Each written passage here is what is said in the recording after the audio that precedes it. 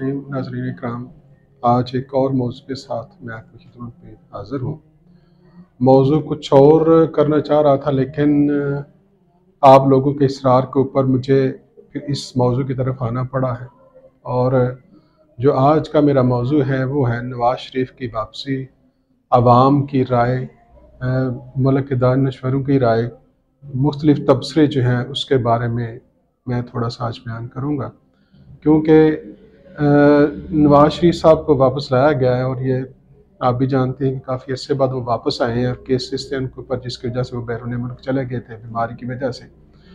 अब यहाँ पर 3-4 सवाल पैदा हो रहे हैं जो आवाम पूछ रही है या आवाम की तवक्कुआत हैं। सबसे पहला ये कि नवाज शरीफ को वापस लाया गया है इस शर्त पर कि आपको वज़ीर आज़म बनाया जाएगा और आपके तमाम केसेस ख़त्म कर दिए जाएंगे। ये आवाम की राय जो मैं आपको बता रहा हूँ, मेरी ज़ाती राय नहीं है, ये यानी कि अवाम की एक राय चल रही है।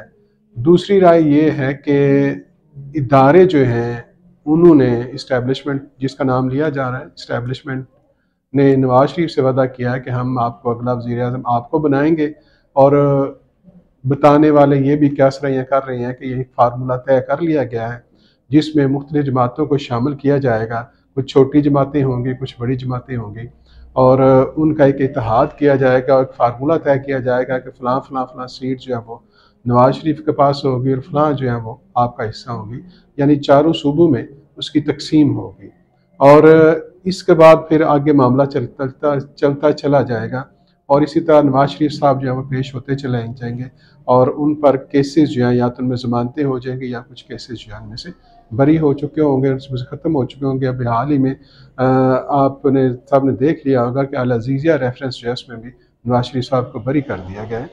तो अवाम की जो राय है, अवाम ये समझ रही है कि अभी जो महंगाई थी उसमें महंगाई को नीचे लाया गया है। तो ये भी एक क्यास की जा रही है कि ये सिर्फ नवाज शरीफ की वजह से सारा काम किया जा रहा है ताकि लोग ये समझें कि नवाज शरीफ आया है और उसकी वजह से ये महंगाई कम हो गई है। ये अवामी राय है।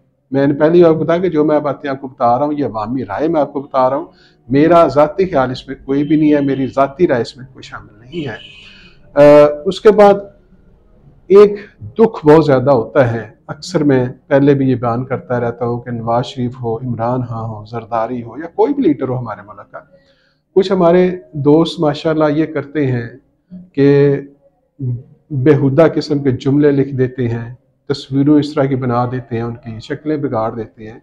हालांकि एक अच्छा अमल नहीं है, ये बहुत ही कबीह हरकत है और सख्त मेरे नज़दीक जो है ये गुनाह में आती है।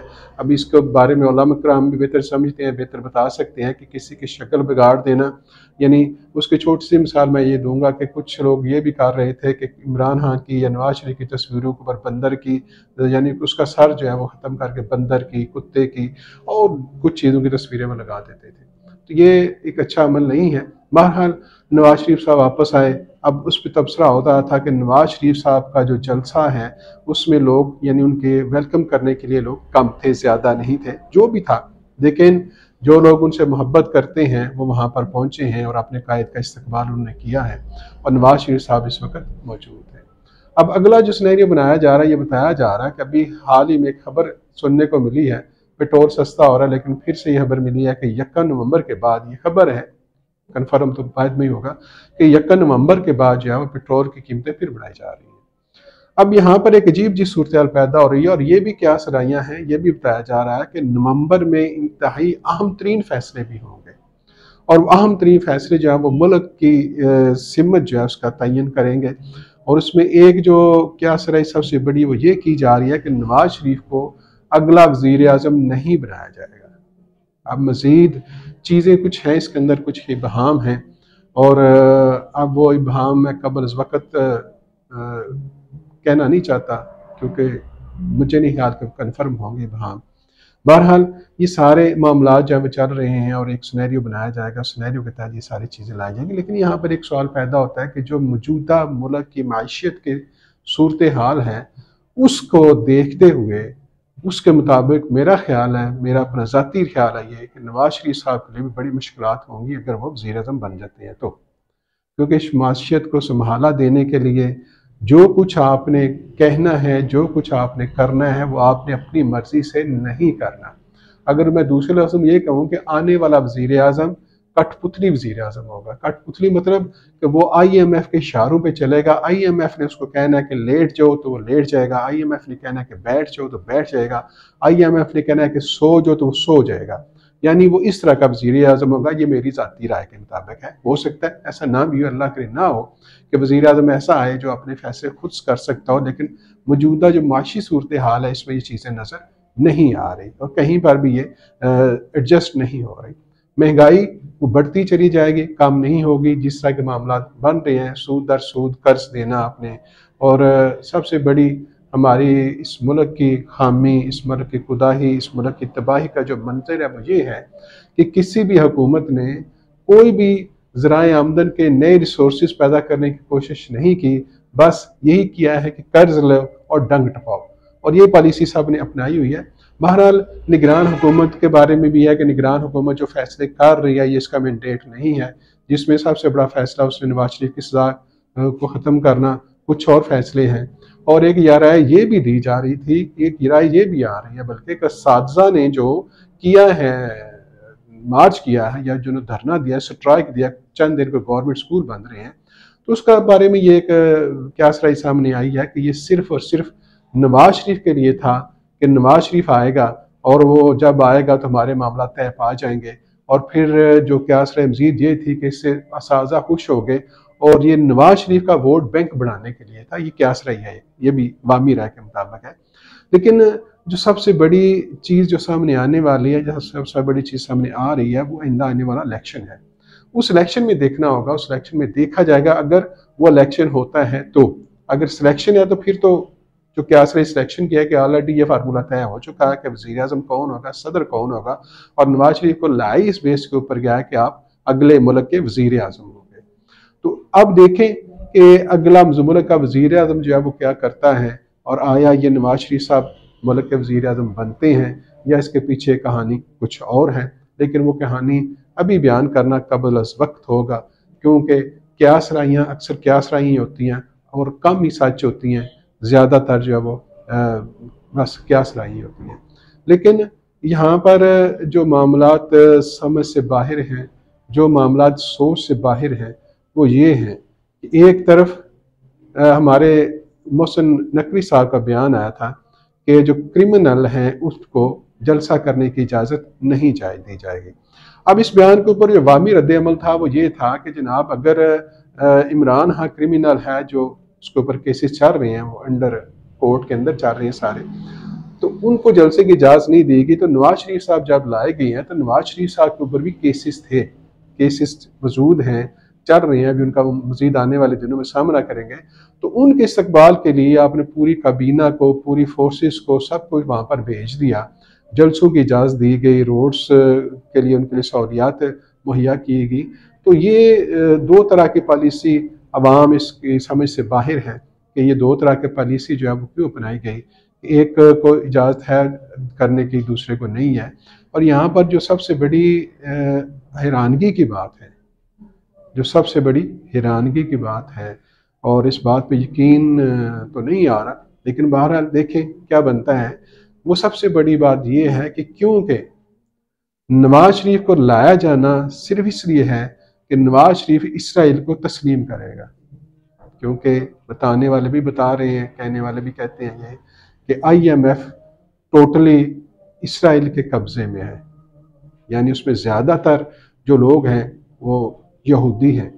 तो ये भी बताया जा रहा है कि और किसी ने क्योंकि इतनी जल्दी इसराइल को तस्लीम नहीं करना था, इसलिए उनको लाया गया है कि ये इसराइल को तस्लीम कर लेंगे। अब ये मैं सारी क्यास राइयाँ, अब मज़ीद आगे क्या होगा, अल्लाह करे कि इस मुल्क के हालात बेहतर हों, इस अवाम को कुछ मिले। और इस्टेब्लिशमेंट का लफ्ज़ जब मैं इस्तेमाल करता हूँ तो आपको समझ आ गई होगी कि इस्टेब्लिशमेंट कौन है, लेकिन काश खुदारा इस्टेब्लिशमेंट अपने आप को वाज़े कर दे या मुल्क को बेहतर सिमत में चलने के लिए कुछ इक़दाम खुद भी उठाए, तो इस अवाम के दुखों का, इस अवाम में पाई जानी नफ़रत जो है उसको कुछ अजाला हो सकेगा। क्योंकि इस वक्त नवाज शरीफ का जो सूरत हाल बताई जा रही है, जो देखी जा रही है, उसमें अवाम में नफ़रत ज़्यादा पाई जा रही है। जो बताने वाले बताते हैं, जो मुख्तलिफ जगहों पर क्यास रहियाँ करते हैं, लेकिन कुछ ये कह रहे हैं कि नवाज शरीफ की उम्मीद पे ये कायम है कि नवाज शरीफ क्योंकि पहले भी हुकूमत कर चुके हैं, यानी कि ये गालबन उनका चौथी या पाँचवीं दफ़ा वज़ीर आज़म बनेंगे, तो वो एक तजर्बाकार हैं, वो मुल्क को समझते हैं, मुल्क की माशियत को समझते हैं, तो वो इस गाड़ी को आगे चला लेंगे। अल्लाह करीम से दुआ है कि अल्लाह करीम करे कि नवाज शरीफ साहब इस गाड़ी को चला लें और जो क्यासराइयाँ हैं वो क्यासराइयाँ ना रहें। और मैं जो ये क्यासराई की जा रही है कि ये एक सिस्टम है, जिस सिस्टम के तहत नवाज शरीफ साहब को लाया गया है और इसके तहत कुछ और काम किया जाएगा। अल्लाह करीम इस मुल्क को सलामत रखे, आपको सलामत रखे और हमारा जो मुल्क है वो तादेर कायम और दायम रहे, दुश्मनों की आंखों से महफूज रहे और हमारे अंदर जज्बा जिहाद पैदा हो।